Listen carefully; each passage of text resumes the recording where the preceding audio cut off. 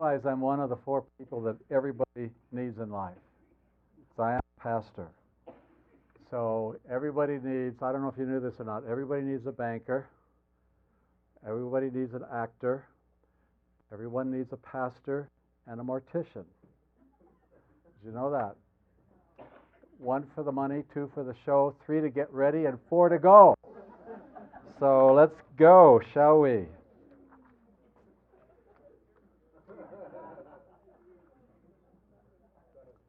Do the genealogies in Genesis 5 and Genesis 11 contain chronological gaps?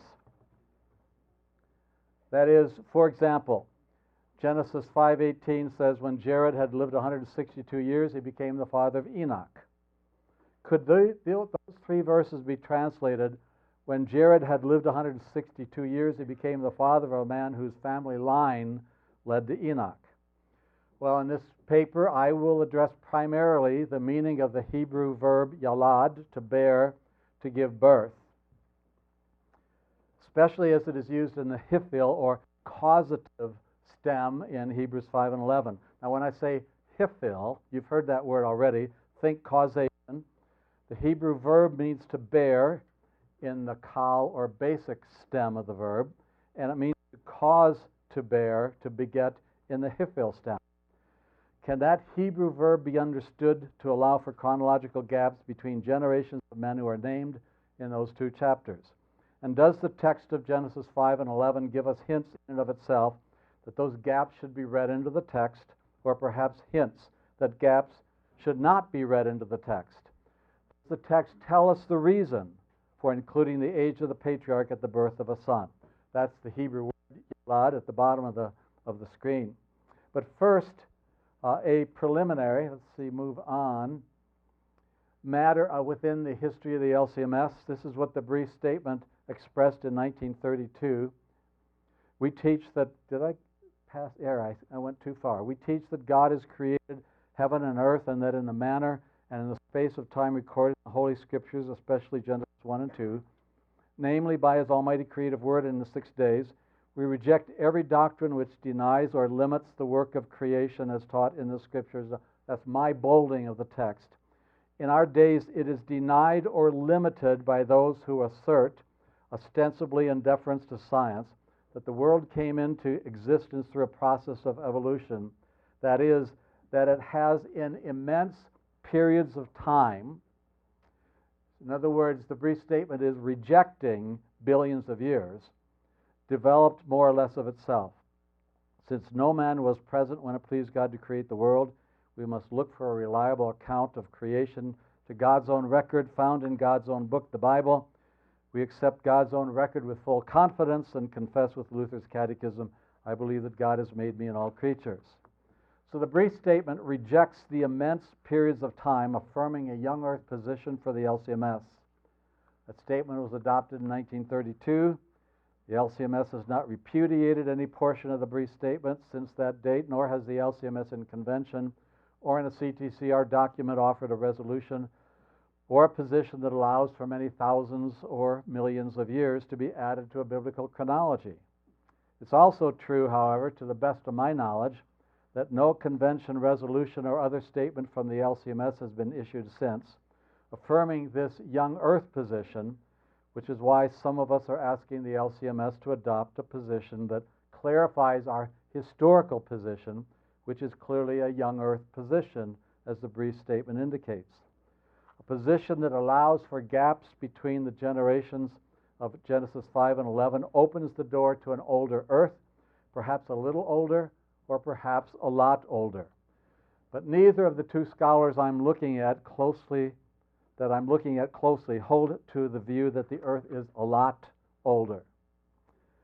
So this is where I am going in the next couple of hours. I'm going to talk about the Hebrew verb yalad. Already brought it up, yalad in the hifil, the nature of the causative hifil. Jeremy Sexton and Andrew Steinmann, and Sexton is a pastor in one of the Church of God denominations. Of course, Andrew Steinmann just this year retired from Concordia University, Chicago. We'll talk about revelation through the century, that is, the revelation of God's Word through the centuries, exegesis of Genesis 5 and 11, the relevance of the two ages that are named for each of the patriarchs whose names are given in Genesis 5 and 11, the phrase sons and daughters, the uniqueness of these genealogies, a brief passage on the Masoretic text, the Hebrew text, versus the Septuagint, which is the Greek translation of the Hebrew, the contemporary history and chronology of Egypt, and some conclusions. So, are you ready for a Hebrew lesson for today?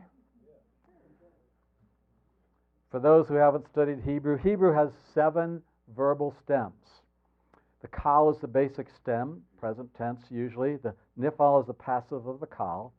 The pl is often described as the intensive stem, but it can convey intensive, causative, or other kinds of verbal action, depending on the context and the specific verb.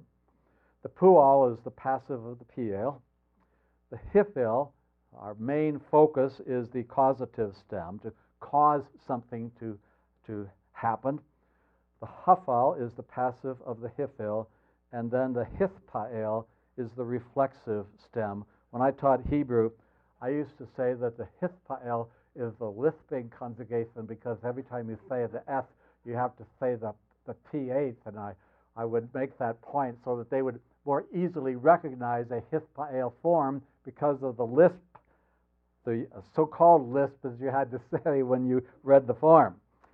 The subject is the kal and the yalad in the kal, and the hifil is the basic stem and the causative stem, and it's the hifil of yalad that is so common in Genesis 5 and 11. So what does yalad mean in its basic stem? According to William Holliday's lexicon, it means to bear, to bring forth, to become the father of. According to the Theological Word Book of the Old Testament, it means to beget, bear, bring forth, gender, travail. According to that same work, both the kal and the hifil can be used to describe the man's part in the production of a child. Brown Driver Briggs' massive lexicon defines the verb as bear, bring forth, beget. Holliday defines it as bear, bring forth, become the father of. So we're getting the idea that this has to do with either bearing or begetting, causing the bearing of a child. How often is the verb used in the Old Testament? It's amazing that there's such wide divergence of opinions. One website said 404. Brown Driver Briggs' lexicon says 497. Holliday's lexicon says that the verb appears about 600 times in the Old Testament. So by my count, the verb yalad appears 480 times in the Old Testament. So what is it? 404 or 480 or 497 or about 600? So my source is Gerhard Lazowski's Hebrew Concordance, which I consider the gold standard. I might be wrong on that, but let's settle on 480. In Genesis, there are 88 occurrences of the kal of yalad, that is the basic stem. All of them refer to the next generation. So-and-so begat so-and-so, the very next generation. 2 verb forms in the pual also refer to the next generation. And P.S., we must also take the word generations seriously in Genesis 5:1 and Genesis 11:10 and 27. I know the word is often translated as account, as in the NIV, or descendants, story, history, as in the New International Commentary on Ruth. But the verbal root behind that plural noun is yalad, the same verb that we're looking at in Genesis 5 and 11. An account contains the people who lived, who were born by their mother, begotten by their father, that is, who were generated by their parents, and I'll come back to this more a little bit later on. Today, a generation is 20 to 30 years, some say.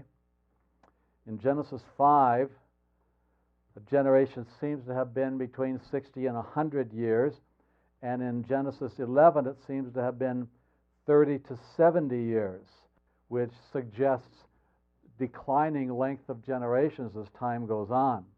If each of these paragraphs in Genesis 5 and 11 does not mean one generation, then the author used the wrong word. Conversely, if each paragraph does in fact mean one generation, then no gaps exist. So now let's focus on the real issue, and that is Yalad in the Hifil causative sense. So as stated previously, the Hifil is the causative stem, so that normally the Kal of Yalad would mean to bear a child, while the Hifil would mean to beget or cause to give birth. This is a photocopy of a page from Lazowski's Concordance, the work that I was using to look at every single passage in the book of Genesis, especially as well as in the Old Testament, to determine the meaning of this Hebrew verb in Genesis 5 and 11. So how often does the verb Yalad, the Hifil of Yalad, appear in the Old Testament? The answer is 176 times, the Hifil. 55 of them appear in Genesis 5 and 11. 93% of the occurrences in Genesis are the Hifil, or are in chapters 5 and 11. 93% of the Hifils of Yalad appear in Genesis 5 and 11. Of the 59 instances of the Hifil of Yalad, then 55 appear in these two chapters, which is 93%. In fact, in Genesis 5 and 11, the verb only appears in the Hifil. Outside of Genesis 5 and 11, there are no Hifils in Genesis that skip a generation. So one should begin with the assumption that likely none of the Hifils skip a generation in these two chapters. Among the 117 uses of the Hifil outside of Genesis, only 2 Kings 20:18 and Isaiah 39:7, two parallel passages describing the same event, by the way, and Genesis 4:25 refer to a distant generation of children, but not centuries distant. In those three passages, it's quite clear that we are looking some distance ahead into the future. In 2 Kings, Hezekiah, who's ruling about 700 BC, will bring forth sons who will be taken into exile, people like Jehoiakim, about 600 BC, and Zedekiah, about 590 BC. The great-great-great-grandson and great-great-grandson, respectively, of Hezekiah. That's 100 to 120 years later, which is even less than the time that passed between the birth of Jared and the birth of his son Enoch, Genesis 5:11, the passage that I quoted way at the beginning of this presentation. In Deuteronomy 4, the other passage that talks about begetting someone down the line, Moses tells Israel that they will have children and grandchildren. That seems to be a unique instance. All other instances appear to refer to the immediate children of the named fathers. Many of them occur in 1 Chronicles, which contains extensive genealogies of the Hebrew people. And since we don't often know with certainty the names of the next generation, we can't be certain that no generations were skipped. However, in those instances where we know from other parts of the Old Testament, such as Ner, Kish, Saul, and Jonathan, no generations were skipped. And we should not argue from silence as though generations were skipped, even though we're not sure of it, even though the text doesn't really say. We shouldn't assume that a generation has been skipped, or two or three. We ought to assume our basic default that we are starting with ought to be the assumption that nothing is being skipped.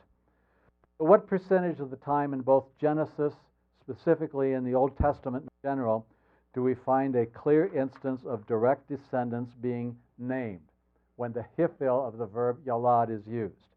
If we exclude the 49 Hifils, subtracting the 6 clear indications of a father-son relationship from the 55 in Genesis 5 and 11, which some people suggest that they include gaps in the generations, we find that out of 127 uses of the Hifil, 3 passages, 2 of which are parallel to one another, so they're somewhat repetitive, refer to distant descendants.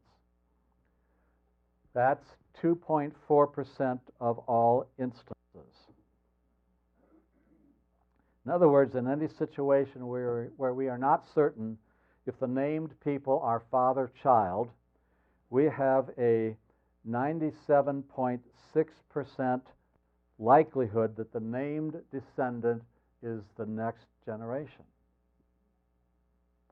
Richard Davidson writes, the Hebrew grammatical form of the verb begat, yalad in the hifil, used throughout these chapters is the special causative form that always elsewhere in the Old Testament refers to actual direct physical offspring, i.e., biological father-son relationship. This is in contrast to the use of yalad in the simple kal in many of the other biblical genealogies, in which cases it can refer to other than direct physical fathering of immediately succeeding offspring. Jeremy Sexton agrees. Writing of Genesis 5 and 11, the chronology is gapless even if some generations between A and B were omitted from the genealogy. So I want you to notice that Sexton distinguishes between chronological gaps and generational gaps. He allows for the latter, generational gaps, but not former.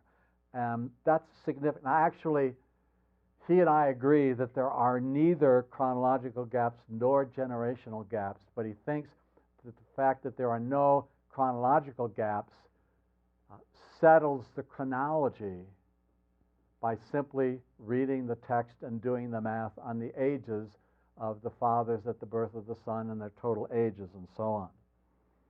So let's talk about the nature of the causative hifil. These are the two guys we're looking at. The causative force of the hifil, the central focus of several articles written by Jeremy Sexton and Andrew Steinmann that appeared in the Journal of the Evangelical Theological Society in 2018. Both Andrew Steinmann and Jeremy Sexton are young earth people, so the difference between the two is far less than that between young earth and old earth adherents. But first, let's talk to the matter of causation. And some of this is just my thinking. I want you to think with me. People, weather, circumstances, viruses, coincidences, and many other items cause other things to happen. That's the way the world runs. Most of the time, the cause and effect are quite close to one another. Causation, by nature, occurs within a short period of time, sometimes very short. But there is always a gap in time between cause and effect, the length of which varies from seconds to years. Rarely, if ever, is a cause described as one that causes an event centuries later. I doubt that anyone can point to a causation that has many centuries between the cause and the effect simply because there are too many other factors in the intervening centuries that influence the effect so that it's difficult to ascribe an event as causing another event centuries later. You slap me and I say, ouch. That's immediate. It rains and the grass turns green. That's often within a day. This being the case, there must be clear reasons in the context of a passage, one of them being the parallel passages in 2 Kings 20 and Isaiah 39, to make us think that the gap between cause and effect is lengthy. In Isaiah's case, it was about 120 years. And if we were like the meteorologist to estimate the likelihood of a remote fulfillment of this causation, we'd probably have to say the chances are 5% or less. If you think there are gaps in the genealogies of Genesis, you have to assume that there are unnamed people that should be inserted without any indication from the text or the context that this is happening. Some have deduced reasons from outside the text: Egyptian and Sumerian history, the alleged evidence for millions of years for the age of the earth, and the fact that an unrelated passage in Isaiah, written centuries after the events in Genesis, might determine the meaning of the causative in Genesis 5 and 11. I submit that how Isaiah used the hifil of Yalad in 700 BC is reading into the text of Genesis 5 and 11 rather than leading out of the text its meaning. That is, that it's eisegesis rather than exegesis. The Oxford atheist Richard Dawkins has written that we must remind ourselves that what appears to be intelligent design is not intelligent design. He writes, biology is the study of complicated things that give the appearance of having been designed for a purpose. Of course, he doesn't believe in design. For him, the evidence does not mean what it appears to mean. In other words, the evidence does not say what it says. Similarly, some, such as William Henry Green, tell us that the words of Genesis may not mean what they appear to mean, which is another way of saying that the words do not mean what they say. They do not say what they say. Other than as stated in Genesis 5 and 11, how could an author have stated more clearly that the direct descendant in the next generation was born when the father was X number of years old? If the father intended to say that the father begat a distant descendant, he could have made that point much more clearly.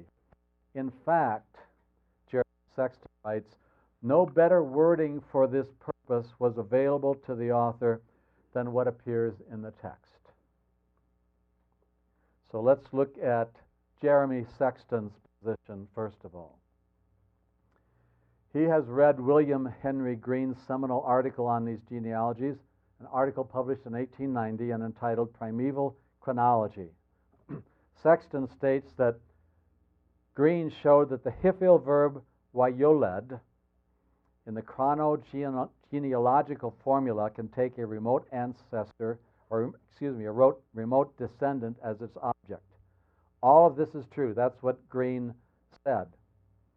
Sexton wrote an email to me on February 9 stating that the grammar allows for missing generations, genealogical gaps, but not missing time, chronological gaps, and that's the crucial issue.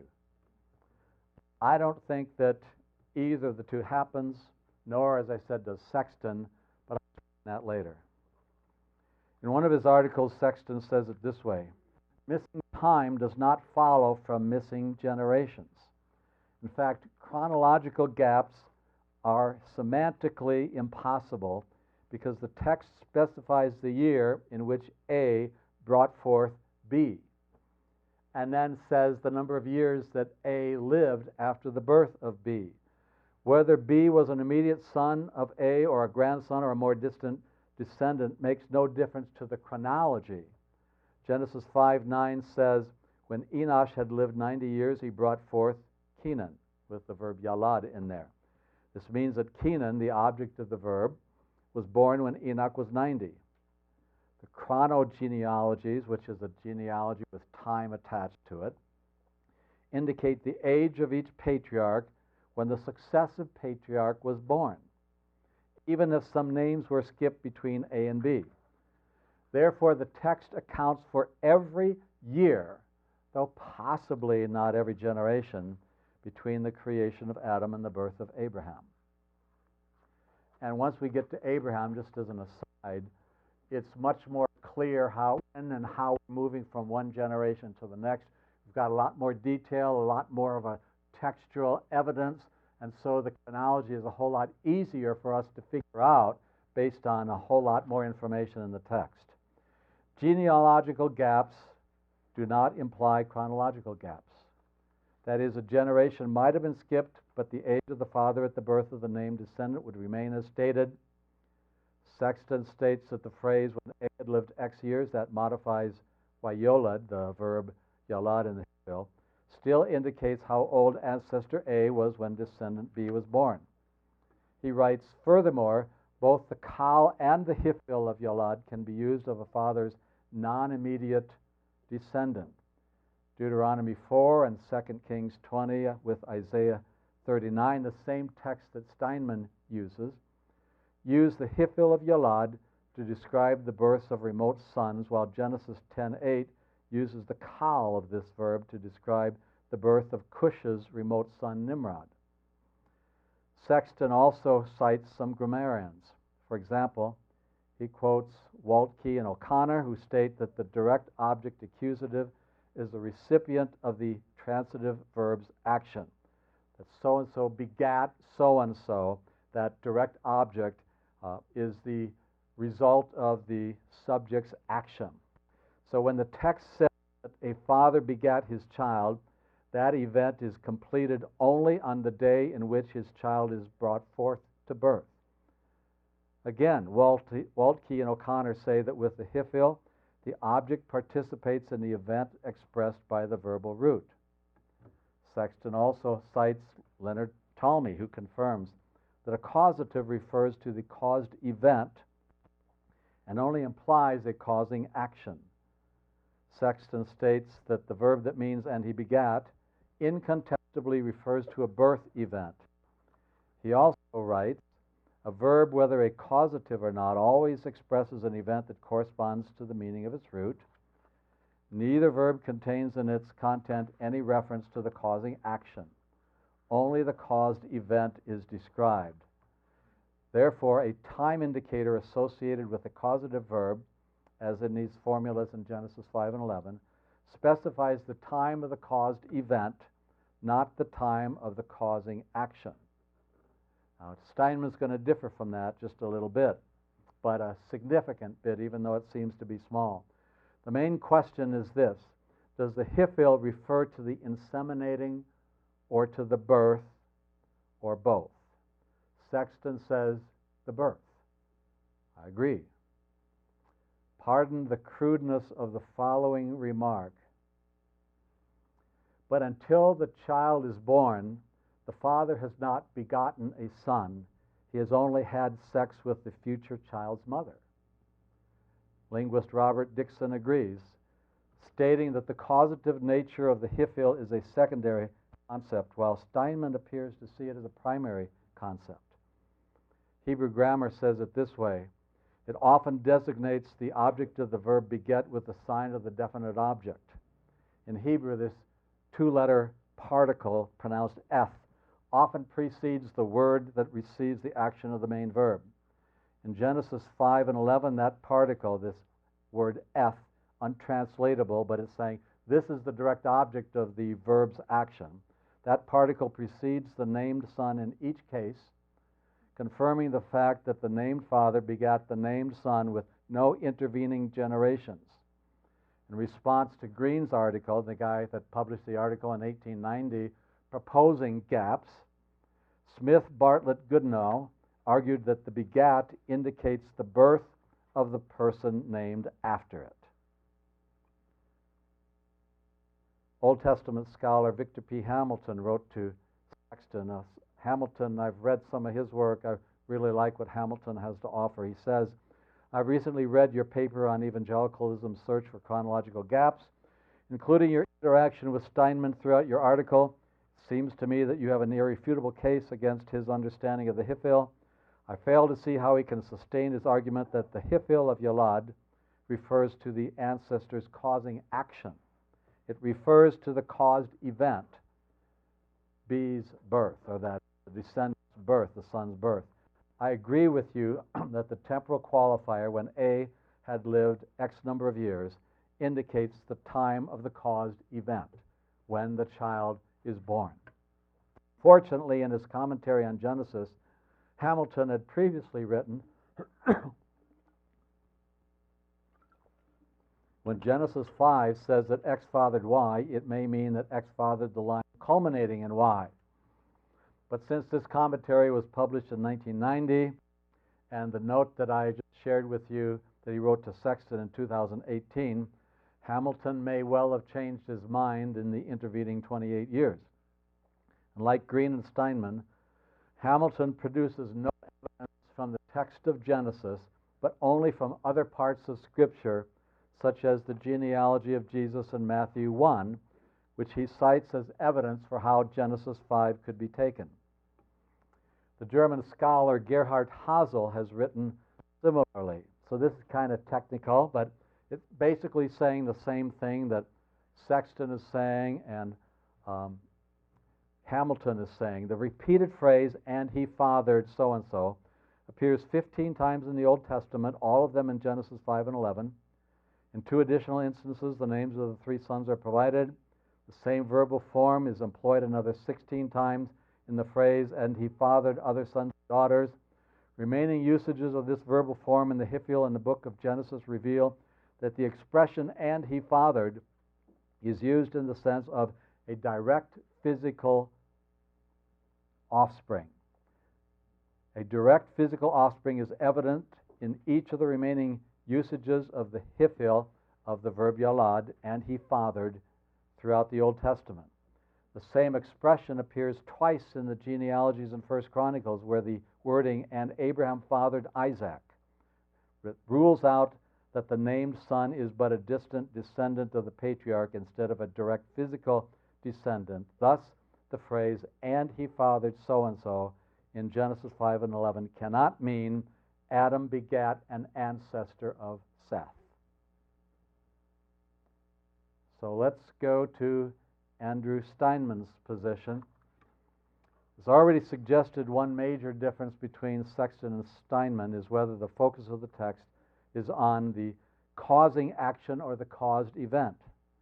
Steinmann sees the focus on the causing action, what he calls the triggering action, while Sexton sees the focus on the caused event. Now, both of them say that both the action and the event are involved, but where is the focus? For Steinmann, the 70th year of Kenan, Genesis 5:11, was the year that Kenan inseminated someone rather than the year that Mahalalel was born. Thus, we all know, Steinmann writes, thus all we know is that the trigger action took place when Kenan was 70 years old. We have no information to tell us when the result, the birth of Mahalalel, took place.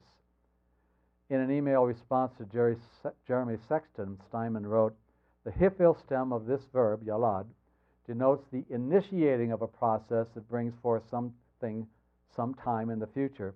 It does not denote the begetting itself, but the initiating of the process that leads to the birth, the bringing forth." According to Sexton, Steinmann later affirmed that the verb describes both. They were in email exchange with one another during the writing of these articles, so they were talking to one another. Not all of Steinmann's examples bear out what he claims. For example, he cites Malachi 2:8. "You have caused many to stumble by your instruction. You have violated the covenant of Levi, says the Lord of armies." That's the verse. The Hifil verb "caused to stumble," Steinmann suggests, does not here mean that the priests caused the people to stumble immediately over the requirements of the law. Okay, there could have been hours or days between the priest's instruction and the straying of the people. In fact, as I said earlier, there is always a gap, even if only seconds or minutes, between the causation and the effect. It seems likely to me that the very people whom the priests instructed incorrectly are the people who went astray. So it's like from one generation to the next, like we have in Genesis 5 and 11. There is no gap in the generations. There's no gap between the people that were instructed and the people that went astray. There was a gap in the generations causing only the grandchildren or the great-grandchildren of the people to go astray. The very people, as I say, instructed by the priests are the ones who went astray, regardless of the length of time between the instruction and the straying. Therefore, I don't think he proves that there is possibility for a gap existing in any of the generations in Genesis 5 or 11. Likewise, he cites Ezekiel 31:4, and it does not bear the weight that Steinmann places on it. The passage states of the cedar tree, "The waters caused it to grow. The underground springs made it tall." Such growth takes time, states Steinmann, which is true. However, growth visible to the naked eye is one thing, but small growth happens almost immediately and throughout the time that water is nourishing the cedar tree. This example doesn't help Steinmann either, but he has other passages, such as the 2 Kings and Isaiah passage, that make his point. Andrew Steinmann states that the causing action is an act of the ancestor himself during his lifetime. I agree. He also writes, "The explicit presence of a trigger action is absolutely required to form a causative construction. It cannot be merely implied, as he claims Sexton would have it."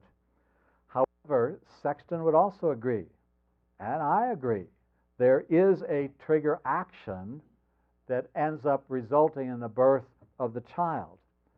Sexton simply means that precise causing action may not always be stated. One wonders if a cause can produce the result decades or even centuries later. In a general sense, my great-great-great-great-great-grandfather caused my birth. But we simply don't talk that way. The further back you go, the more causes you have. It would be rare and outside the norm to say that my great-great-great-great-great-grandfather caused my birth when other descendants were also involved, as were physicians, grandmothers, and the hand of God. George Washington's influence is still felt today, but it would be difficult to describe that influence as the cause of some of today's events. Not impossible, but difficult. Steinmann writes, causal constructions do not indicate what the temporal nexus or connection between the trigger action and the result is. This is also true. But in Genesis 5 and 11, we find that the temporal nexus, the temporal connection, is provided by the author of the text. We find that this temporal connection is not very long. Steinmann writes that in Genesis 5:12, Canaan is the main subject and only cause. Mahalalel is the direct object of the resulting action, but that the result is not necessarily chronologically contemporaneous to Canaan's 70th year. What is the evidence that Steinmann cites for not necessarily chronologically contemporaneous? I looked for it, but I didn't see any. He asserts this without textual evidence, based on the rare instance when the descendant is more than one generation removed. What was it? 2.4% of the time of those Hiphils that I cited. We see no evidence here, as we do in Deuteronomy 4 and 2 Kings 20, that Canaan was a descendant and not a son. Furthermore, Steinmann writes, there could be no intervening generations, or there could be 2, 5, 10, or more intervening generations. We cannot know. That, of course, opens the door to hundreds of years that could be missing, maybe even more. But I would say, yes, we can know. There are no intervening generations, or my guess is the author would have provided them. I'm happy to field some questions as we deal with this issue. Hey, do we have any questions? Grammar mystifies me, which is why I think it's really important, maybe for everybody in the room to understand, like, how did the grammarians actually come to the conclusions as to what different verb forms or patterns mean? How did they come to that conclusion? Grammarians primarily look at the usage of a word in a given context.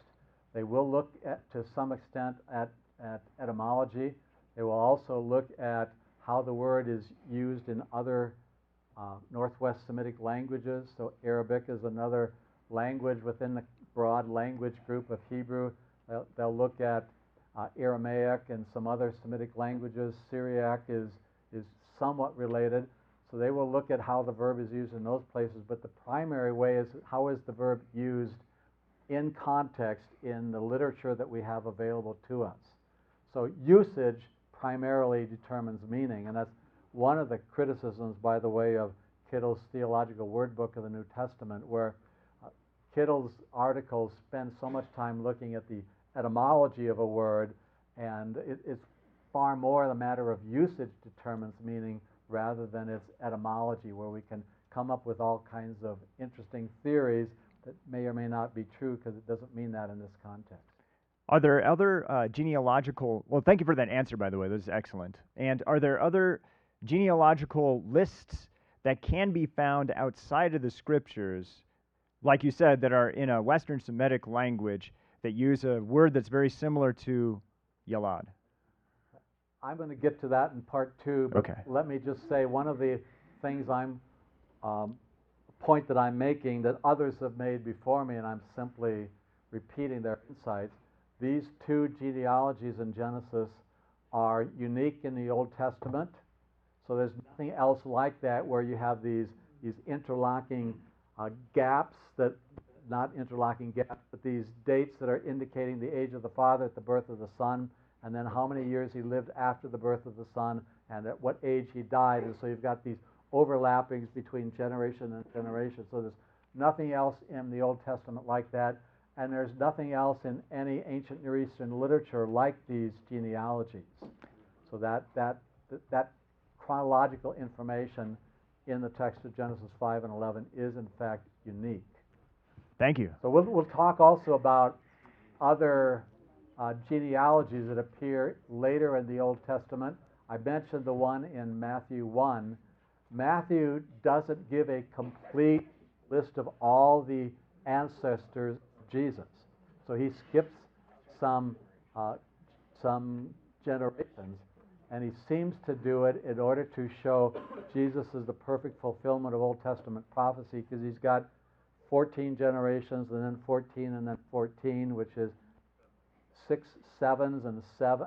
And this is somewhat hypothetical. It's a guess on the part of theologians why he does that, but that seems to be the reason. And like Pastor Emilius suggested, we need to be careful about stating why Matthew had the purpose that he did. But Matthew is certainly introducing Jesus as the Jewish Messiah, and especially introducing the life of Jesus, his death and resurrection, to a Jewish audience more than any other. So I will caution against reading something that Matthew wrote in, 40, 50, 60 AD, and reading his apparent intent back into a genealogy that was written 3500 BC. I'll make that case more strongly in the second session. Thank you. Thanks for the question.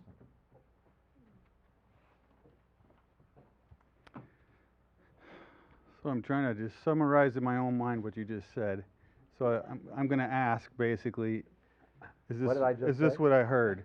Okay. So what I heard you say, whether you said it or not, is so linguistically, in usage,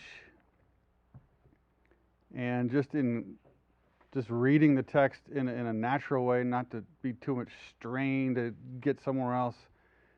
You're saying, read it for what it is, see it for what it is, and so the whole concept of the skipping of generations, and that's even covered because of the total number of years. Yes. Is that basically what you said? Yes, and we have talked a little bit about inspiration, but we haven't specifically defined verbal inspiration, because sometimes people say, well, I was inspired, but don't pin me down to a particular word or phrase. But when we talk about verbal inspiration, we mean that God intentionally had the author write the exact words that he chose to write. It's not that the thought is generally inspired, but the precise wording that is chosen. And so if we really believe in verbal inspiration, we have to look at Genesis 5 and say the words, word for word, are specifically chosen to convey a particular impression. And if we get the impression that so-and-so is the immediate son of his father, that's the correct impression. And in fact, I kind of get on this soapbox a little bit in the book In the Beginning, God. Don't be put off by those people who say, well, you're just a literalist. I am proud to be a literalist, because every word I've spoken since I came to this podium, and even including the earlier presentation, was intended literally, was spoken literally, was understood literally, and literal writing, literal speaking and hearing is the default mode of communication among human beings. We don't normally talk in picture language or in metaphors. But the ordinary manner of speech that when you watch the 6 o'clock news, if you couldn't really trust the news anchor to be telling you what he appears to be telling you, while he's just using all kinds of symbols, and he doesn't mean that there is an active shooter at such and such a mall in such and such a city. That didn't really happen. That was simply symbolic for the struggle that goes on between cosmic forces of good and evil. We couldn't possibly follow the news and make any sense out of it. So literal is normal. Literal is natural. You use the word natural, so I appreciate that. Straightforward meaning of the text. It's verbal inspiration. Plenary? Plenary inspiration? Plenary? Yeah. Yeah, the full text is inspired instead of partially inspired. Yeah. To say that some parts of the Bible are inspired and others aren't puts me in a position, instead of the Word of God being here and me here, all of a sudden we change places and I get to decide what's really inspired and what's not. And that's flipping the script to be helpful to my own flawed way of thinking. Amen, brother. And sinful way of thinking, too. Yeah. Thanks. Hi, first of all, thank you for that presentation. That was amazing. There was enough Hebrew grammar in there to give me like flashbacks. Like my palms are sweaty. But my question is, it's a two-part question. How is it that you are privy to an email communication between Andrew Steinmann and Mr. Sexton? And how did that conversation between those two turn out among those two? Yes, interesting. I might be on dangerous ground here. I looked up Jeremy Sexton. I was curious. Was he Lutheran, Protestant, Catholic? What was he? Was he secular? And discovered his email address and wrote to him. And I asked him a couple of questions. And so my citing Jeremy Sexton is based upon my email exchange with him. He, like I said, he and Steinmann were writing to one another as they're writing these articles. And I guess I don't want to make too much out of this, especially since Pastor Milius warned us about reading into the text a purpose that's not stated there. But the last article in the series of exchange between Sexton and Steinmann was written by Sexton. Does that tell you something? I can infer. Yeah, okay. And I don't want to jump to a conclusion and say, because Dr. Steinmann didn't know what to say in response. I mean, he may have decided this has gone far enough and to continue the discussion will generate more heat than light. I don't know for sure why, but I do think there was communication between them. Okay? Yeah, thanks for the question. Yes? Yeah, thanks again for just sharing your wealth of knowledge with us. And I want to be careful asking this question. I want to be mindful. It's not by any means an accusation, more asking for clarification and maybe reassurance. Sure. So the phrase that you even prefaced you wanted to be careful of was when you said, I think the cause and effect, the term begat, the father doesn't become the father until the child is born. All he's done up to that point is laid with the child's future mother. Yes. And those two phrases, until the child is born and the child's future mother, I almost wonder if there's a better way to phrase that. It almost flirts with the like pro-life, pro-choice.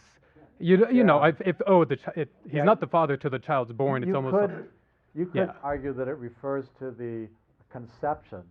Yeah. Or the entire period of time between conception and birth. But it is talking about a child being born at the age. So since they're 9 months there, maybe the insemination happened 3 months before the father's next birthday, but the birth, it's the birth that's the crucial thing. Mm-hmm. There's not a whole lot of difference between that, but could be the same age at insemination and birth of the child. Because there are those 3 extra months in a given calendar year. Right. I could see people hearing that and being able to use that against the pro-life movement and be like, oh, gotcha, kind of thing, if that makes sense. That would be a misuse of my intent. Certainly. Right, and that's why I didn't want to say this was an accusation, but more just clarification. So, thanks. I appreciate that. Yeah, thank you. Question. Okay, we'll take one more. Go ahead. Okay. Yeah, thank you. Just a simple question. In our program, there's this, and maybe I'm jumping the gun here, because someone may be talking about this. There's a chart on the Masoretic versus Septuagint where, you know, Canaan is kind of blank in the blue there, and there's also a patriarch timeline. Is someone going to speak to this, or? Yeah, somewhat. That's coming? Okay.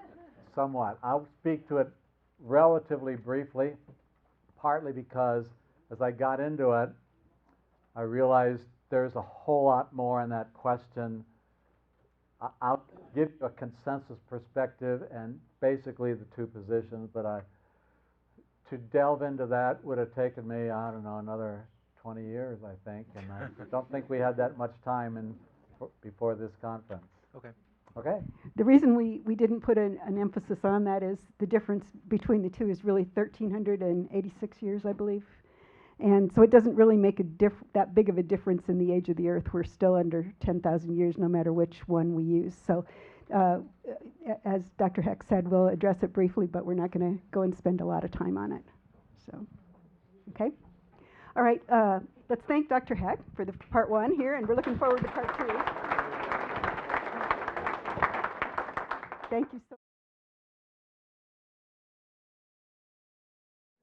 I was saying that sometimes people give really long-winded introductions, and this was the case years ago when a city in Ohio was celebrating a centennial, and they decided they wanted to bring in somebody really famous to speak at their 100th anniversary of the town. And so they decided to see if they could get William Howard Taft to come in and speak, because he was a native Ohioan.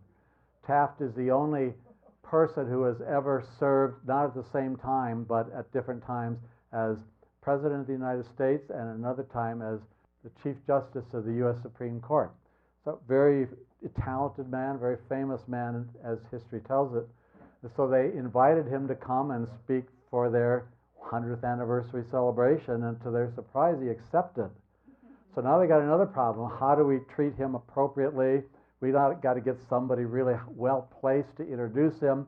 And it turns out that there was an Ohio senator by the name of Chauncey Depew, who was known for being very clever and giving really great introductions of speakers. And I think a couple of people have heard this one already, so they're already smiling. And so they invited Depew to do the introduction, and Depew agreed. So Ohio senator, that's pretty good idea. So he decided to come. So they continued with their preparations and had a big setup in the town square in the middle of the city, and the day came for the anniversary celebration, and Taft showed up and came to the stage, and Chauncey Depew got up to introduce him, and Depew proceeded to introduce William Howard Taft for the next 20 minutes. And at the end of it, he finally wound down and he said, "So I now present to you a man pregnant with talent, pregnant with intelligence, pregnant with potentiality, William Howard Taft." And so everybody clapped, and Taft came to the podium, and he started by saying, "I didn't know I was pregnant." By the way, you have to know that Taft was a very large man, almost as wide as he was tall. He said, "I didn't know I was pregnant, but I'll tell you what, if it's a boy, I shall name him after myself, William. If it's a girl, I shall name her Kathleen. But if, as I suspect, it's gas, I shall name it Chauncey Depew." So thank you for the brief introduction. Before we get into part two, just a couple of agreements between Sexton and Steinmann. When you read both of them in isolation, each case sounds convincing. Putting the positions of the two men together, one learns that both Steinmann and Sexton allow for genealogical gaps. They also agree that without both a trigger action and a resulting action, there is no causation. They agree that in the case of causation, there is both a cause and a resulting situation. However, they disagree on the length of time between the cause and the result. Sexton put it this way. Steinmann dedicates section 3, nearly 80% of his reply, to proving 2 points denied by no one. A, that the scope of a causative necessarily includes both the causing action and a caused event, in the case of the pregnancy and birth. And B, that the causing action and the caused event are often separated in time.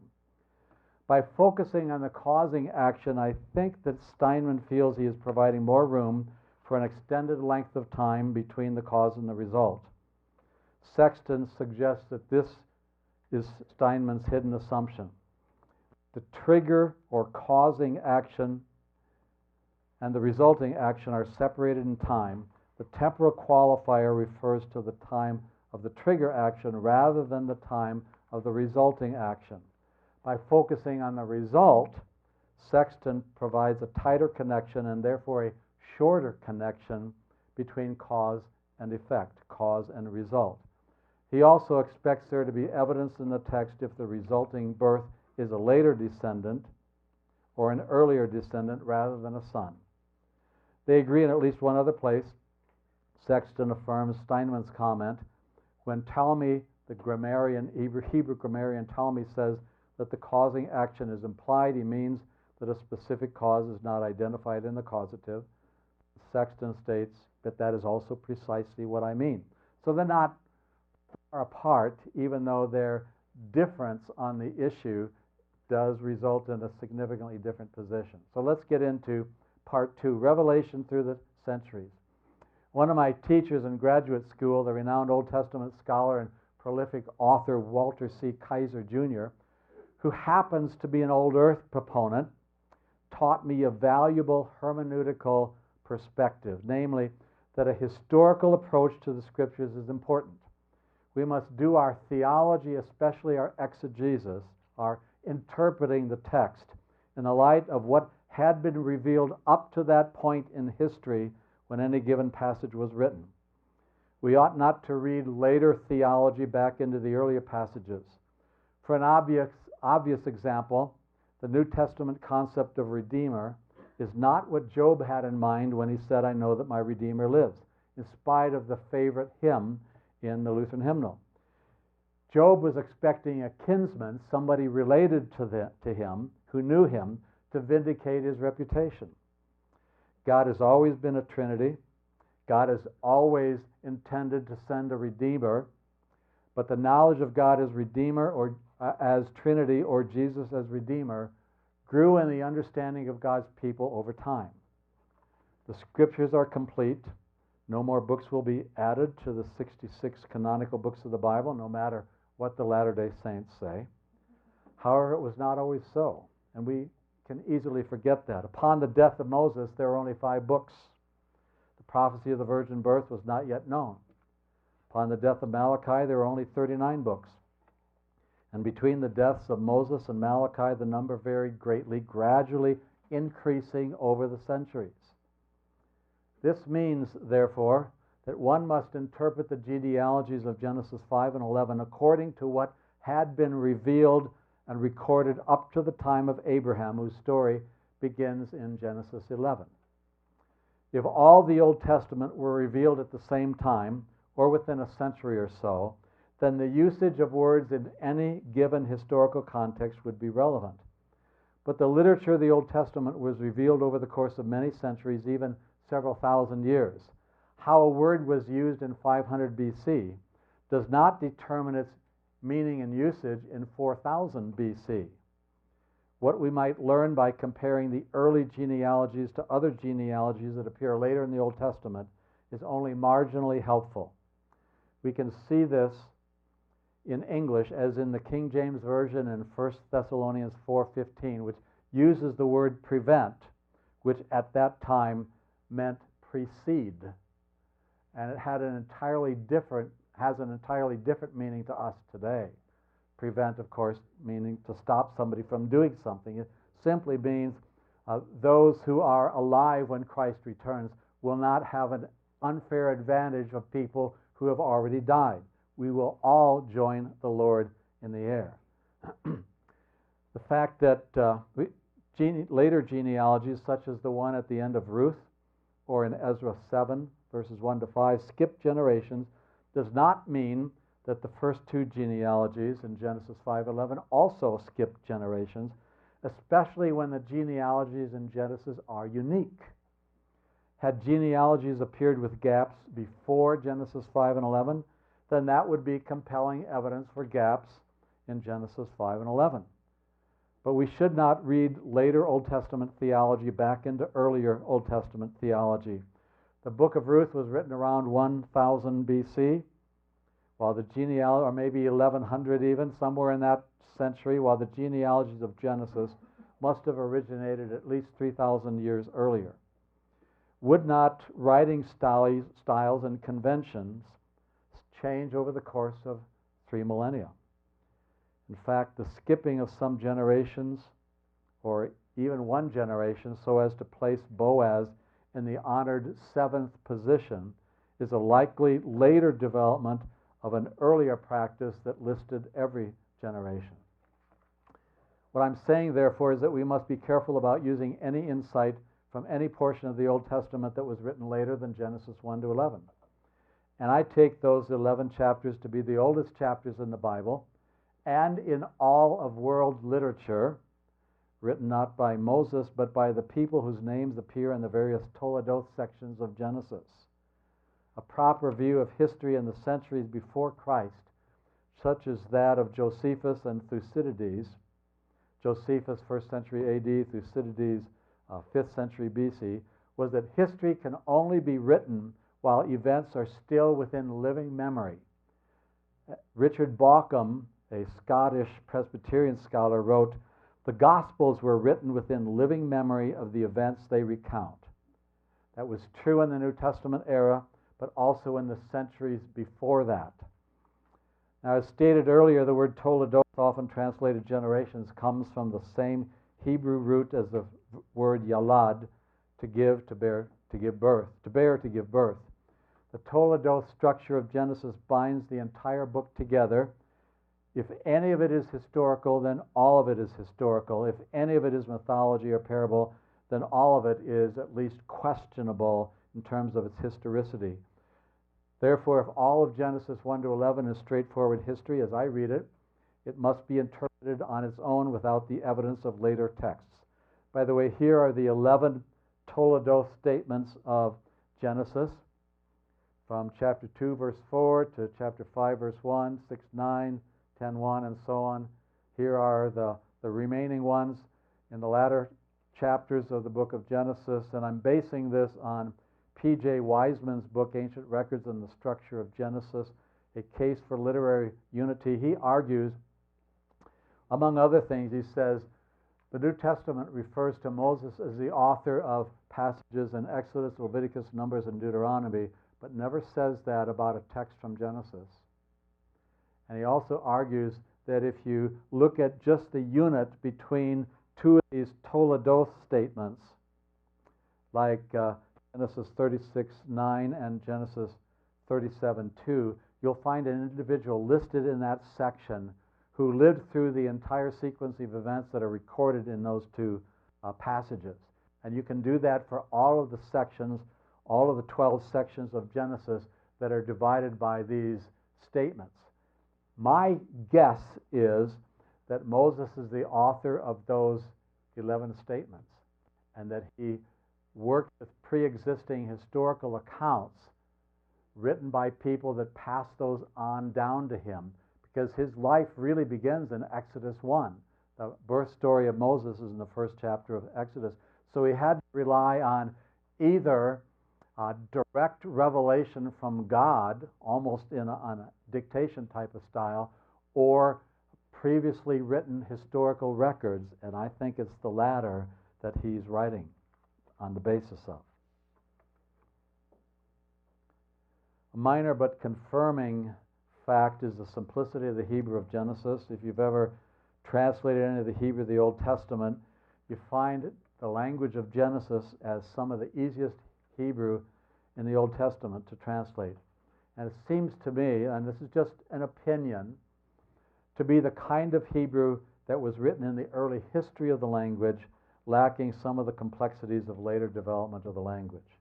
But I won't spend a lot of time on that because that's just an opinion rather than a fact. Well, the fact is it is very simple Hebrew. If you want to learn to translate Hebrew, Genesis is a good place to begin.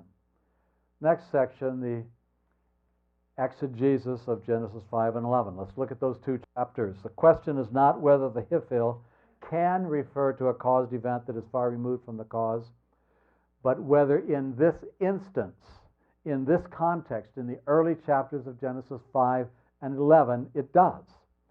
In other words, we should not ask, can the text bear the possibility of gaps? We should ask, what is the most likely exegesis or interpretation of these chapters? The Lutheran commentator H.C. Leupold didn't think gaps existed. He wrote, equally abortive is the attempt to claim that numerous links in the chain may have been omitted. One of my graduate professors used to say, keep your finger on the text. He meant that we need to see what the words, the precise words say. Every word, every combination of words in the context. In other words, verbal inspiration once again. And we need to avoid adding concepts that do not appear in the text. All of that is primary. What happened in ancient Near Eastern literature or in later history is far less important, though sometimes relevant.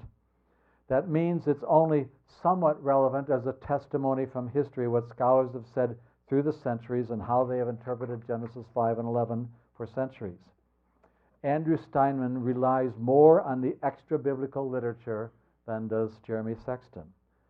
Sexton writes, despite downplaying the importance of extra-biblical data to his argument, Steinmann applies the words suspect, tendentious, incorrect, and obscurantist to the chronological interpretation on the basis of our greater knowledge of ancient Near Eastern chronology, not on the basis of our knowledge of the text itself. Steinmann says that the straightforward reading of the Genesis genealogies, as advocated by Jonathan Sarfati and others, does not mean that the author also intended readers to calculate the age of the earth. Then he cites an example of the straightforward reading of Genesis 5:32 and 11:26 as suggesting that both Noah and Terah fathered triplets. I disagree. Any exegete will look not only at a given text, but also at other relevant passages under the assumption that Scripture interprets Scripture and does not contradict itself. Genesis 12:4 and Acts 7:4 show that Abraham was born when Terah was 130 years old, and that the listing of sons is not intended to indicate triplets. The same is true of the sons of Noah, who were not triplets. Both Shem and Abraham are listed first in Genesis 5 and 11 because of their importance, not because of their place in the birth order. Steinmann writes, a straightforward reading might also suggest that Shem was the oldest brother since he is listed first. However, he is clearly not the oldest of Noah's 3 children. H.C. Leupold writes, were these 3 triplets? Most likely not, for begat here has the looser meaning began to beget, as in Genesis 11:26. We still must ask, what is the most likely interpretation of these genealogies based on what we know from Scripture? The default interpretation of most passages is the normal, the natural, the straightforward, the literal. There must be a significant reason from the text and its context to opt for another interpretation. It's like instant replay during an NFL game. The call on the field stands unless there is clear evidence from various camera angles in combination with the clock and slow motion reviews to overturn the call. In Genesis, the default interpretation must stand unless there is clear evidence from the context to take the language in a different way. There is no clue from the book of Genesis that gaps exist. Nothing in Genesis 5 and 11. Nothing in the surrounding chapters, and nothing in the entire book of Genesis. Words have to be invented and inserted, and they are usually invented and inserted because of evidence far removed from the context of the passage. Let's use an example. He needed some bread. The natural meaning of that sentence is that this person needed to go to the refrigerator to find, or the grocery store to purchase a loaf of bread, or just a piece or two of bread. Try asking Google what is meant by bread, and you'll discover the same thing. However, in the 1960s, bread was slang for, anybody know? Money. And you'll discover the same thing about that as well.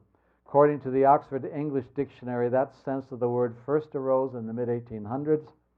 In the early 1700s, the word came to mean subsistence or livelihood. One would have to know something about the historical context to determine whether the writer is writing about food or money or one's livelihood, but your normal assumption should be what we typically call bread. Same is true of the verb yalad in the hifil in Genesis 5 and 11. Part of exegesis is to determine, if possible, the purpose for which the author wrote a given text. Steinmann correctly writes about the author of Genesis 5 and 11, while it is tempting to say he did it for a chronological purpose, that is not necessarily correct. True, but it's the most likely purpose. The author is writing about time and numbers and fathers and sons and grandsons, so a chronological purpose is at least very likely, if not certain. How many father-son combinations can we be certain of in Genesis 5 and 11? The answer is 6. 6 of the 18 father-descendant combinations clearly refer to the next generation. Adam and Seth, Seth and Enosh, Lamech and Noah, Noah and Shem, Eber and Peleg, and Terah and Abraham. This means that where we know unambiguously whether there was a gap, those 6 contain no gap, no question, no doubt whatsoever, no gap there. And the remaining 12, 9 in Genesis 5, 9 in... I got something wrong with my map.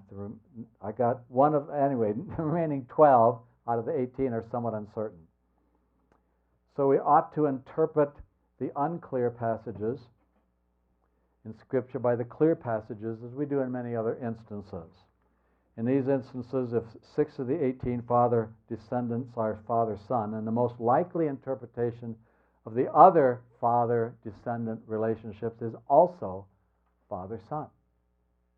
Kind of common sense.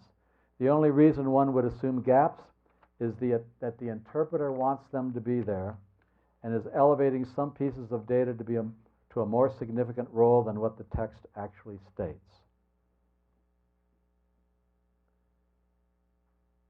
By the 2 ages, I mean the age at which the father begat his son and the age of that same person, the father, at his death. To use my very first example, Genesis 5:18 says, when Jared lived 162 years, he became the father of Enoch. William Henry Green, the guy that first proposed inserting gaps, says, or once wrote, the genealogies in Genesis 5 and 11 were not intended to be used and cannot properly be used for the construction of a chronology. But he gives no reason for this statement. According to William Henry Green, the author really means when Jared had lived 162 years, he became the father of a man whose family line led to Enoch. Then if Green is correct, why do we have mention of an unnamed person who was born when Jared was 162? Or in the case of Enosh and Kenan, as Jeremy Sexton puts it, why would God specify the name of Enosh, the father, when he performed the triggering act that eventually culminated in Kenan's, the son's, birth? Why is Enoch's name more important than the unnamed person? And why do we need to know how old Jared was when he begat that unnamed person, especially if there are hundreds or thousands of years now inserted between various patriarchs? Nor is it relevant. We don't need to know how old he was when he begat someone whose name has been lost to history. Apparently so unimportant that we don't even know who it is anymore. Then the age at which Jared became a father is irrelevant, and his age at death provides no helpful information about the early history of the church. Furthermore, there is no interconnection between the various generations. Sexton puts it this way: even if Green were correct that the genealogies technically allow for chronological gaps, we would need to ask why the author provided 19 begetting ages, one for each patriarch, if not for the purpose of indicating when the named descendants were born. Green cannot explain why the author included the date of birth of some unnamed descendants. Sexton can explain that date. It's a chronological purpose.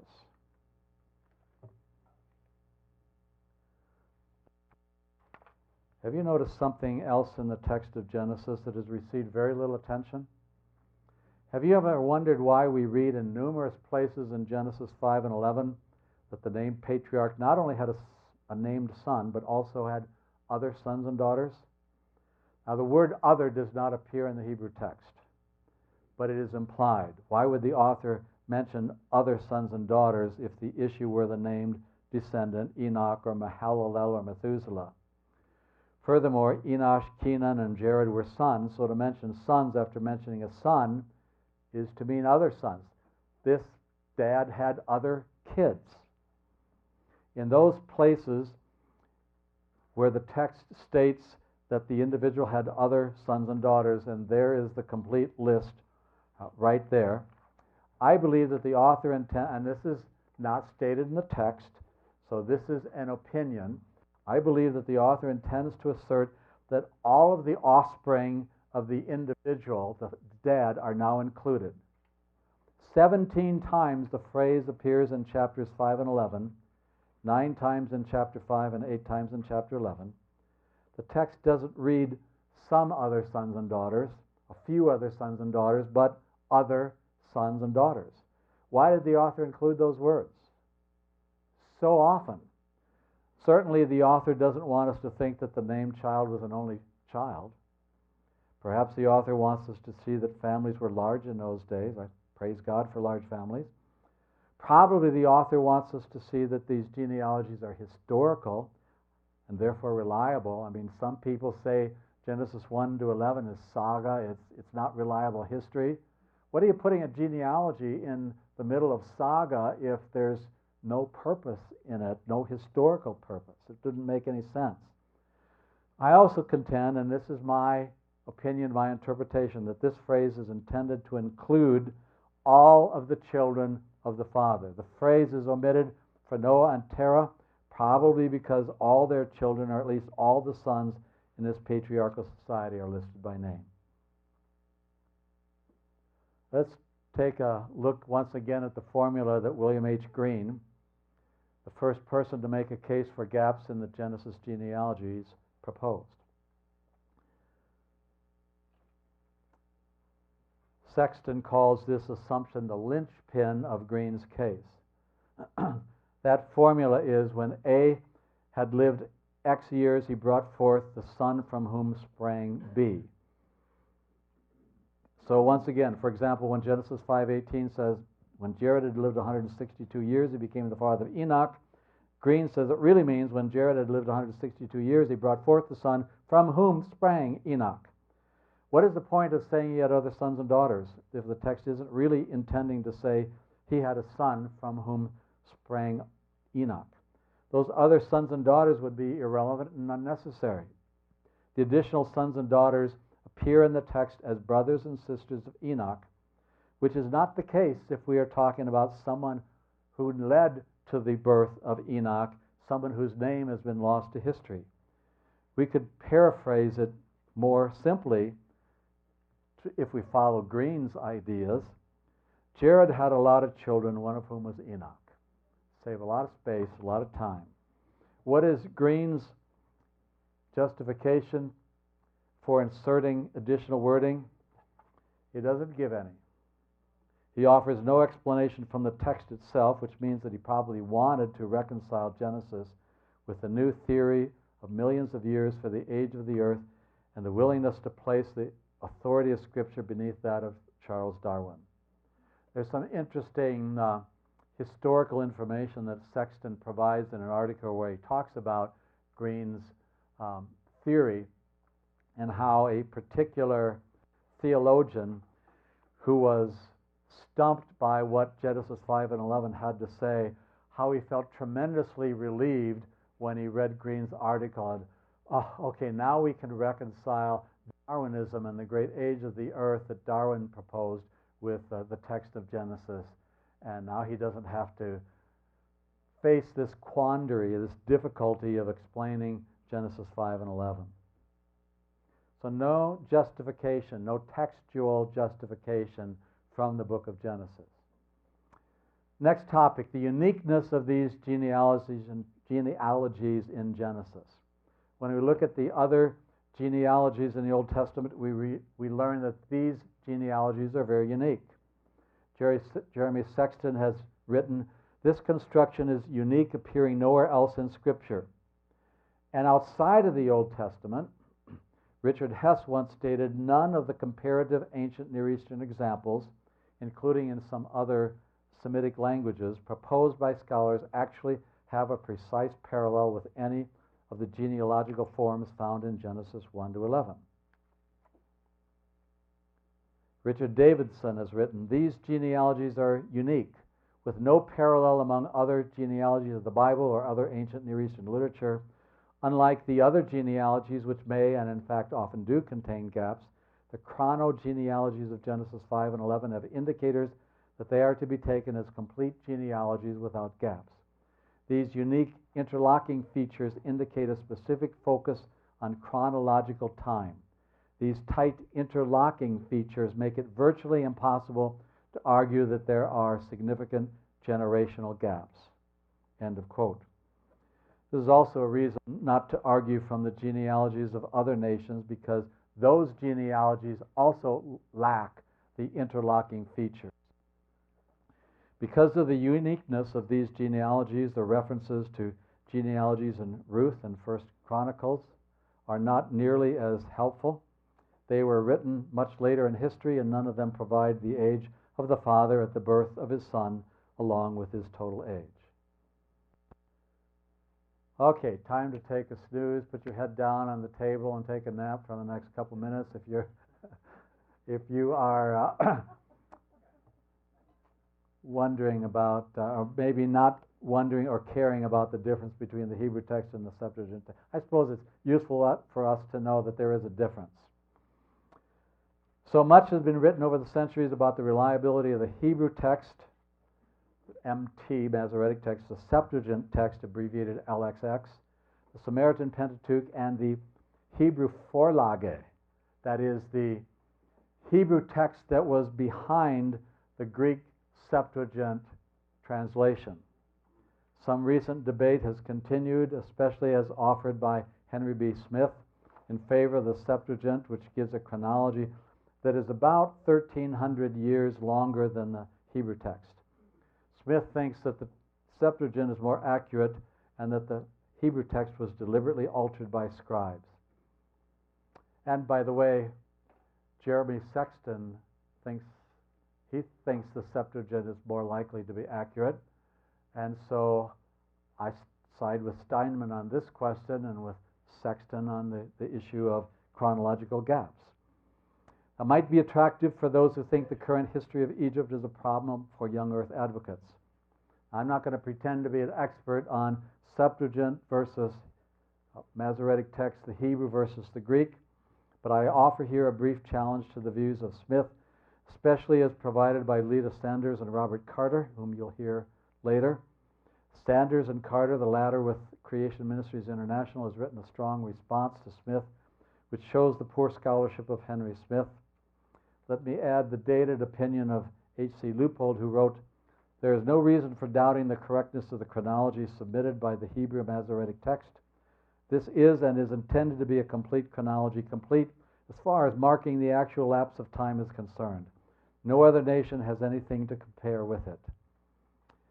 Likewise, Andrew Steinmann has written that the evidence suggests that the Masoretic tradition is superior to that of either the Septuagint or the Samaritan Pentateuch. And I cite the much more recent response of Richard Davidson, who states, "The scholarly consensus is that the Hebrew text has preserved the original figures in their purest form, while the Septuagint and Samaritan versions have intentionally stylized the figures for theological reasons.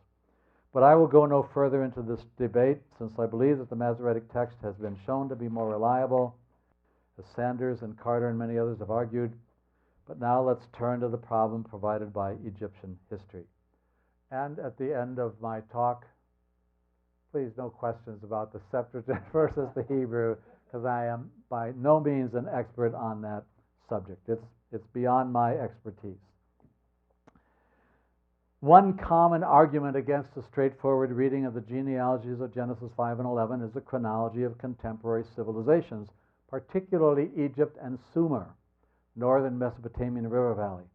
Andrew Steinmann writes that the no-gap position requires the destruction of thriving societies and their nearly instantaneous revival after the flood. That's a quotation from one of Steinmann's papers.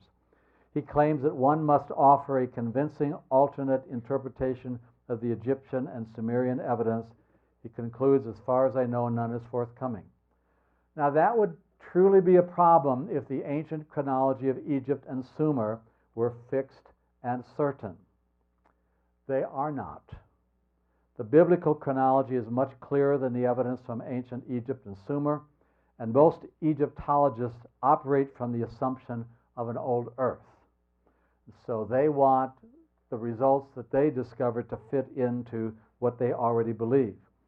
Sumer's chronology is dependent on Egyptian chronology, so I'm not going to talk about Sumer. I will confine my remarks to the ancient chronology of Egypt.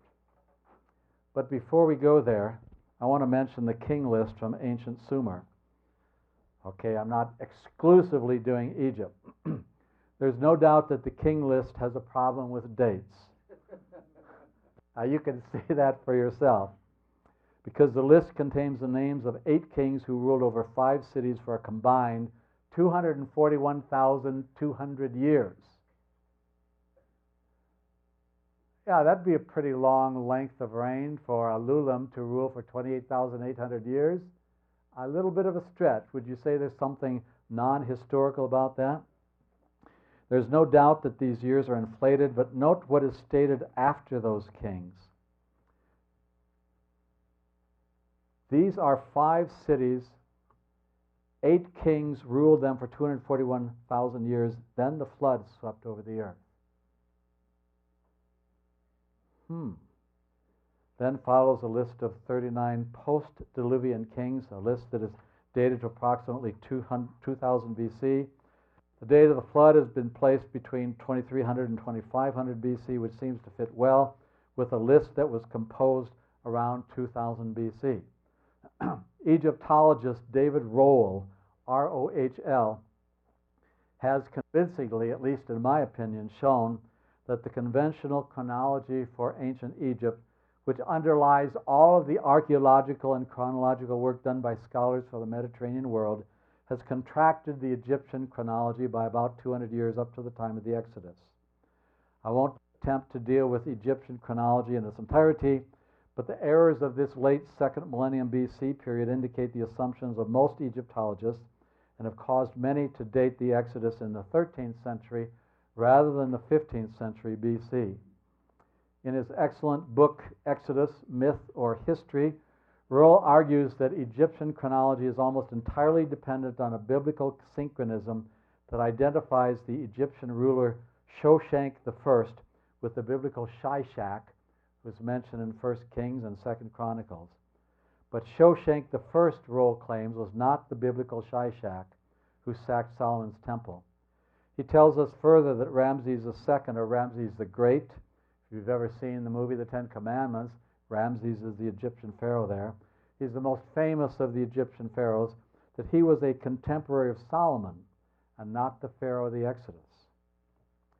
Rohl thinks that Amenemhet III was pharaoh during the famine that Joseph solved, that Dudamos was the pharaoh of the Exodus, and that Ramses was the biblical Shishak. Furthermore, to alleviate the famine caused by the flooding of the Nile, the Egyptians built a water diversion system that emptied into Lake Moeris in the Fayum Basin. Tradition has named that canal Bar Yusuf in Arabic, which means the waterway of Joseph. Some say that the man who oversaw its construction was the overseer of fields, an official named Anku, who went on to become vizier official of Egypt. Rohl thinks that this official was Joseph. And this pharaoh built his pyramid at Hawara, right next to the canal. So the pharaoh that Joseph served under built his pyramid at the place where the canal siphoned off a lot of the water, and that the solution to the problem of the famine was that the grain fields of Egypt were flooding year after year, and that by siphoning off a lot of the floodwaters, it allowed farmers to grow their crops so as to feed the people. So here is Egypt, Google Maps. The Fayum Basin is right in the middle of Egypt to the west of the Nile. Here's a close-up where you see Fayum right there. So you can see a low spot, that green area, and then a lake to the west of the Fayum Basin.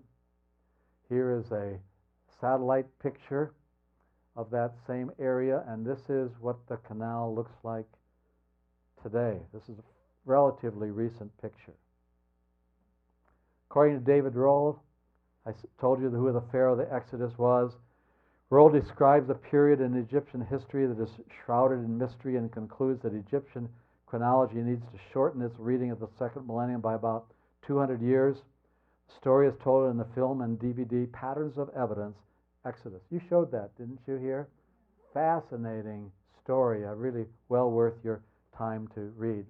In that film, Timothy Mahoney states, "I was moved as I looked through the personal notes of Sir Alan Gardner," that's perhaps the greatest specialist in reading Egyptian hieroglyphs in the 20th century. "After a lifetime of searching, Gardner wrote something that directly impacted the question I was dealing with, the date of the Exodus, and we're dealing with the date of the flood, which connects to the chronologies of Genesis 5 and 11.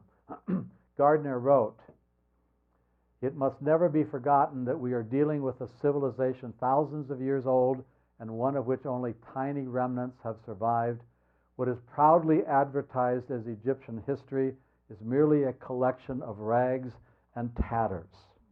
If all we have are rags and tatters," Mahoney, the filmmaker, says, "how can we be sure about the dates?"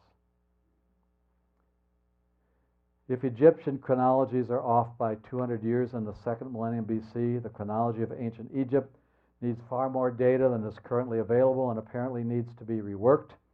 If the established history of Egypt goes back to about 3000 BC, as is asserted by Jeremy Sexton, and the flood took place around 2543 BC, as some state, at least that's one estimate, and if we've already demonstrated the possibility that Egyptian chronology is contracted by at least 200 years, is it reasonable to assume that more contraction would occur with additional study? Other events no doubt need to be dated earlier, but I'm no Egyptologist. In summary, let me state that if I must choose between the rags and tatters of Egyptian chronology and the inspired and inerrant Word of God, I'll choose the latter. I suspect you will too. So, here is my scorecard for the no gaps position and the gaps position. On the no gaps side, the omission of unnamed descendants in the text argues against the idea that there are gaps. The interlocking ages, giving the father's age at the birth of the son and also the total age of the father, also argues that there are no gaps in the text of those two chapters. The uniqueness of the Genesis genealogies, the phrase sons and daughters, and the caused action is the key. That is, the event that results in the birth of the named son. On the side of gaps, arguing for gaps, some argue, and Steinmann isn't the only one, for Egyptian and Sumerian history that we need to fit the biblical chronology into rather than the other way around. The Hifil of Yalad not always denoting direct begetting. That is true, but the question is, what does it mean in Genesis 5 and 11? Gaps in the genealogies of Ruth and Ezra and elsewhere in the Old Testament, but once again, those were written much later, many centuries after Genesis 5 and 11. And for the gap theory, the causing action is the key, not the causing event, or the caused action or the caused event. I should say event rather than action at the bottom of the left-hand column. And then finally, the alleged great age of the earth is what some use to argue for gaps. Steinmann doesn't make that argument, but some do. So here is, I think this is my last slide. Pretty sure it is. As much as I like Andrew Steinmann, respect his scholarly work, and consider him a friend, Andrew Steinmann is co-founder with Gary Locklear and me of the Society of Creation that meets annually in the summer for a major creation conference. I cast my lot with Jeremy Sexton, and I do so for the following reasons. First, because of the nature of the Hiphil and usually not having a lengthy period of time between the cause and the caused event. Secondly, because of the grammar of the Hiphil in light of the comments from both Sexton and Steinmann, who dove deeply into it, and I dove deeply into it too, and I strained the patience and understanding of a lot of you. I apologize for that. But I think it was necessary to do it in order to discuss this issue on the same level that these two scholars discussed it. Thirdly, because revelation over the centuries means that you ought not to read the content of later portions of the Old Testament back into earlier portions. Language changes and develops through time. Fourthly, because drawing out the meaning of the text means that we take it as it reads unless there are significant reasons from the context to conclude otherwise. There are no contextual reasons to take the text otherwise. Fifthly, because of the reference to sons and daughters and the implications of that repeated phrase that the author is talking about all the kids of Jared and Adam and Seth and so on. Sixthly, because of the uniqueness of these two genealogies, not only in Genesis, but in all of ancient Near Eastern literature. And seventhly, lastly, because Egyptian history and chronology cannot be demonstrated to be established with certainty, nor should evidence from outside the text determine the meaning inside the text, which happens all the time in the creation-evolution debate. The end. So thank you for staying with me.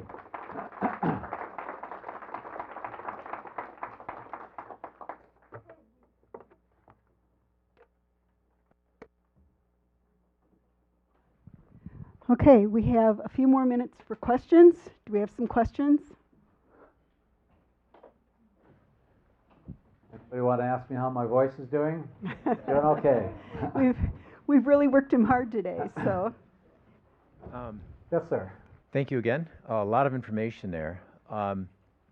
You mentioned the Sumerian and the Egyptian controversy, let's say. I think in Egypt there was a presentation. I think it's floating around out there. And then doing all this from memory, but around 38 BC, I believe it was attributed to Julius Caesar. Although there's some debate there too, that the entire history of Egypt in Alexandria was basically burned to the ground. And at that point, the Egyptians rewrote their history from their fantasy, really. And like anybody that wants to rewrite history, you make it bigger and bolder and more significant than it really was. And it seems like a lot of that went on as the, I've got a friend, he's a professor, very nice guy, but, Egypt trips him up. And he really goes much longer. I mean, he's like one of these maybe 10,000 year guys because I think he trips up over Egypt. And, I think that's unfortunate because the other thing that's interesting too is, which we don't talk about here because we don't know too much about it, and that's Chinese civilization. Huge ancient civilization, but even there's a lot of debate there. It's interesting that you can trace the Chinese civilization back pretty accurately to about 2100 BC, I think is a Shia dynasty, but which is interesting because that's about the time of Abram. But it's really controversial if it goes back before that. Some will extend that thousands of years beyond that, and others are saying, well, we kind of know from there, but we don't really, we're kind of guessing before there. I wonder why. And I know. And The other interesting thing that I think is out in creation circles too is the Mayans and their calendar. They had literally a day clock, and they clocked the age, and they actually went back to the flood. And their day clock, if you'd run it backwards, went to about 3100 BC. And some of these numbers here are about, I think, 2600 BC. So there's a difference there, maybe 400 or 500 years. And then so there's a question of, are we kind of in between, the Masoretic reading and the Septuagint reading? Possibly. I mean, can we be kind of in between those? I'm not sure. Is there a couple of gaps? I mean, as far as the age of the earth, I think the 1656 years, which is kind of a literal reading, maybe a Masoretic reading of the time from Adam to the flood, is pretty accurate. I think that the period of time in question, at least from what I can tell, is the time between the flood and Abraham. I think and I don't know if this is in here, but I'm pretty sure we can date, and I think, and actually in the commentary in the Lutheran Study Bible, I think it's pretty accurate in there. I know the Wells has their new Evangelical Heritage Version. They have a timeline in there too, and I think the two match. And the reason they're fairly certain is because if you actually take the biblical text, and I believe it hinges around the 4th year of the reign of King Solomon, which we're able to translate from all kinds of other secular chronologies that we know that year. And you can walk backwards from the text, from the scripture, to get to Abraham's birth. But before then is kind of that time between the flood and Abraham is kind of maybe the time in question as far as exactly how long that is. 1 Kings 6:1 says that the temple of Solomon was dedicated 480 years after the Exodus. So that gets us back to about 1446 BC, and then we can go back further from there. Yeah, that's correct. And so I guess those were just some commentaries that I had, and I think it's where is it in 1 Timothy where he kind of, not to throw water in everybody's face here, but he says, be careful not to get bogged down in endless genealogies. And I think, and our host here kind of said that at the beginning too. We're going to go through these things, but let's not get bogged down with them. It's important in the sense that we want to respect, and I think we all do, the what is written in the Scripture, right?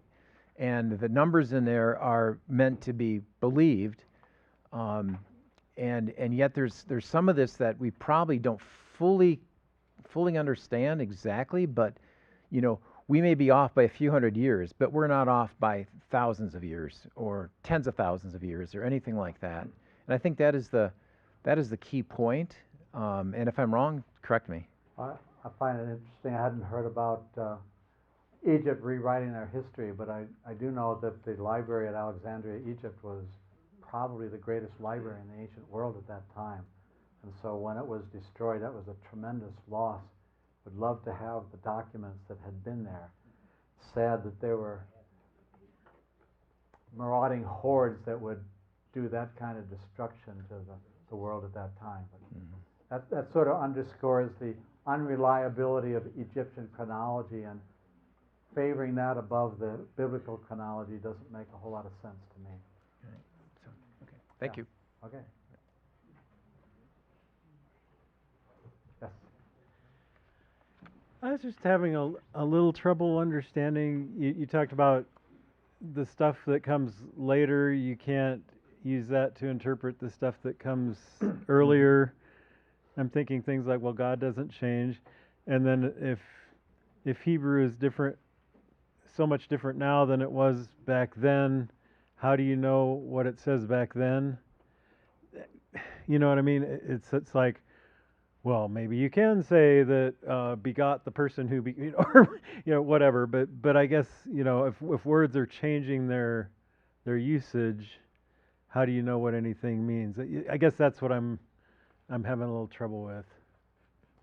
Well, you understand, excuse me, you understand the language of that day to the best of your ability.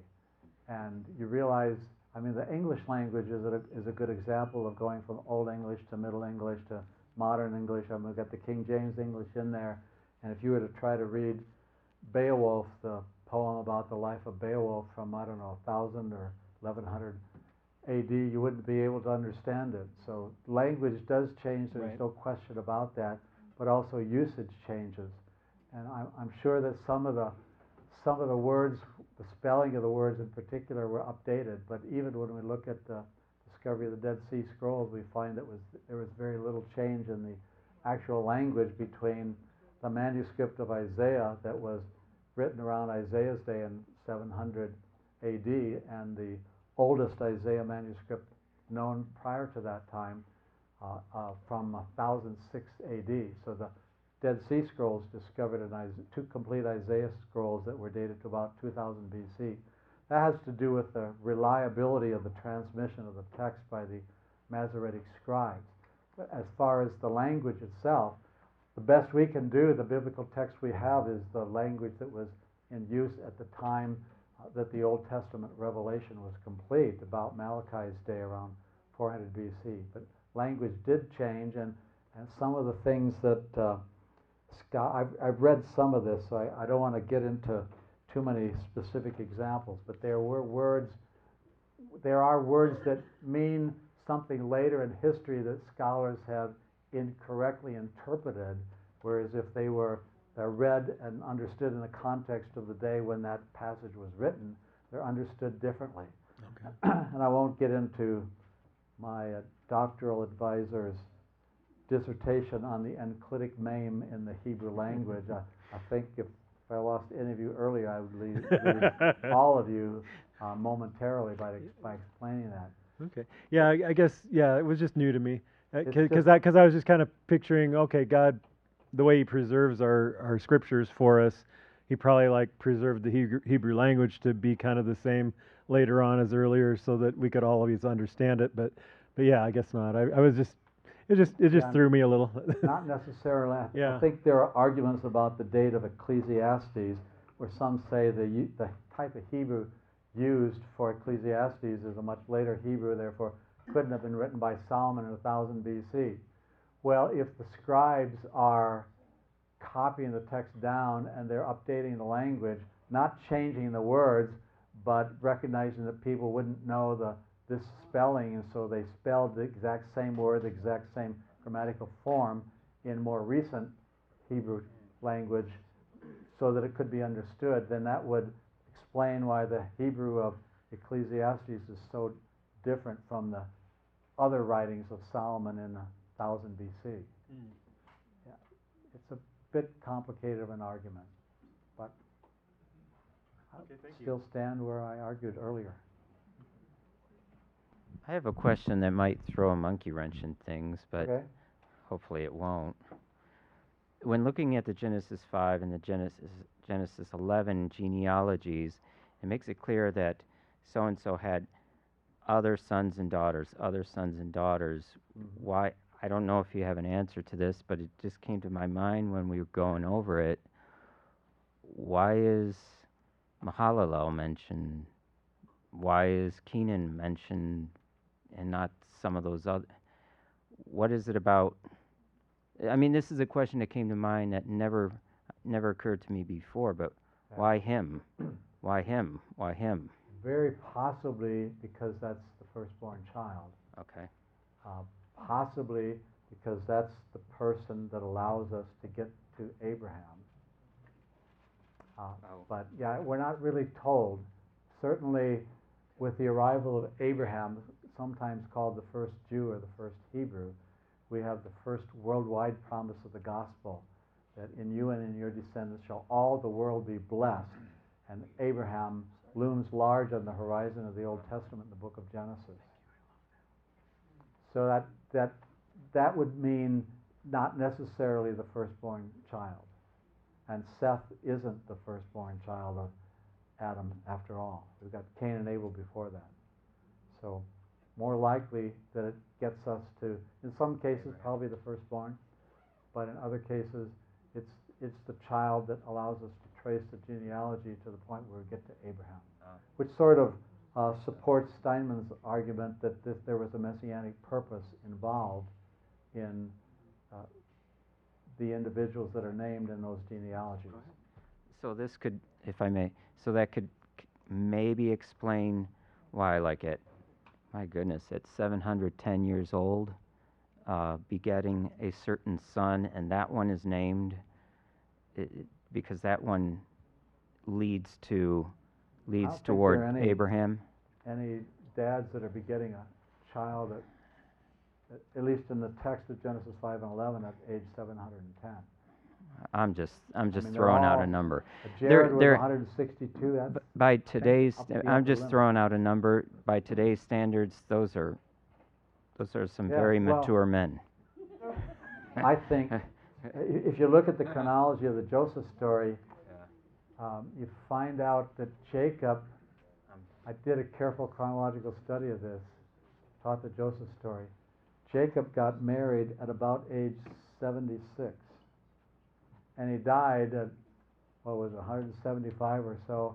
And I think that when Jacob was 76, he probably looked like a young man of 25 or 30 would look today, and that's why he could have children later on in life, because he was still old enough or young enough to bear children or to beget children, and his wife.